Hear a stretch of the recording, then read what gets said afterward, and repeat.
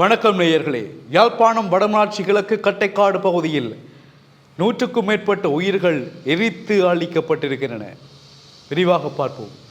யாழ்ப்பாணம் வடமராட்சி கிழக்கு பகுதியில் கட்டைக்காடு பகுதியில் 552வது இராணுவ முகாமிற்கு முன்பாக உள்ள வளவில் 100க்கும் மேற்பட்ட பயன்தரு பனை மரங்கள் எரித்து அழிக்கப்பட்டிருக்கின்றன. இது முதல் தடவை அல்ல, இரண்டாம் தடவை அல்ல, மூன்றாவது தடவையாக இது நடைபெற்றிருக்கிறது. எரிக்கப்பட்ட அந்த வளவுக்கு முன்னால் 552வது இராணுவத்தினுடைய முகாம் இருக்கிறது. இந்த விஷமத்தனமான செயலை செய்தது யார்? அதிர்ச்சியில் மக்கள் இருக்கின்றார்கள்.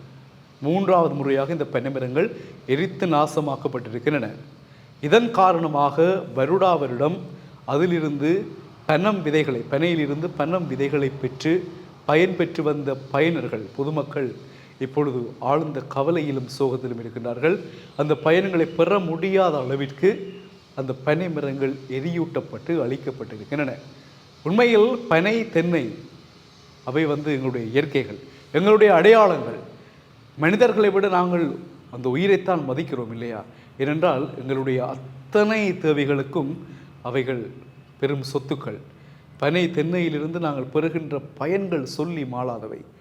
என்ன வேண்டுமானாலும் பெற்றுக்கொள்ளலாம். நாங்கள் நீர் ஆகாரத்தில் இருந்து எங்களுடைய வீட்டு கட்டுமான பணிகள் மற்றும் எல்லாவற்றிற்கும் பனை, தென்னையினுடைய பயன்கள் ஏராளமானவை. அவ்வாறான வளங்களை அழிக்கின்ற செயற்பாடு, அதுவும் திட்டமிட்டு எரித்து அழிக்கின்ற செயற்பாடு எதனால் என்கின்ற கேள்வி அந்த பிரதேசத்தில் இப்பொழுது எழுந்திருக்கிறது. அதன் காரணமாக அந்த மக்கள் இப்பொழுது செய்வதறியாமல் இருக்கின்றார்கள். ஏனென்றால் இப்பொழுது வடக்கு கிழக்கில் பொதுவாக யாழ்ப்பாணம், மணற்காட்டு பகுதிகள், அதேபோல் கிளிநொச்சி, கண்டாவளை போன்ற பல பிரதேசங்களில் உள்ள இயற்கையான வளங்கள் எல்லாம் கபலீகரமாக அபகரிக்கப்படுகின்றன. கடற்கரைகளில் இருக்கக்கூடிய மணல்கள் அள்ளப்படுகின்றன. பயன்தரும் மரங்கள் அழிக்கப்படுகின்றன.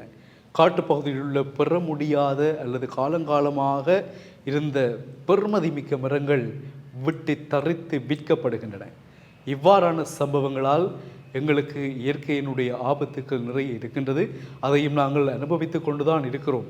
அனுபவிப்போம் என்று நாங்கள் சொல்ல முடியாது, அனுபவித்து கொண்டிருக்கிறோம். மழை இல்லை, கடுமையான வெயில், காற்றுக்கள், கடல் நீர் கிராமத்துக்குள் உட்புகுதல், இவ்வாறு பல பிரச்சனைகளை நாங்கள் எதிர்கொண்டு கொண்டிருக்கிறோம். இவ்வாறான சூழ்நிலையில் எஞ்சியிருக்கின்ற சொத்துக்களையாவது இயற்கையின் மரங்களையாவது நாங்கள் பாதுகாத்து இன்னும் எங்களால் இயன்ற அளவு மரங்களை நாட்டி நாங்கள் எங்களுடைய நாட்டை உயிர் பெறச் செய்ய வேண்டும் என்ற முனைப்பில் செயற்பட்டு கொண்டிருக்கின்றோம்.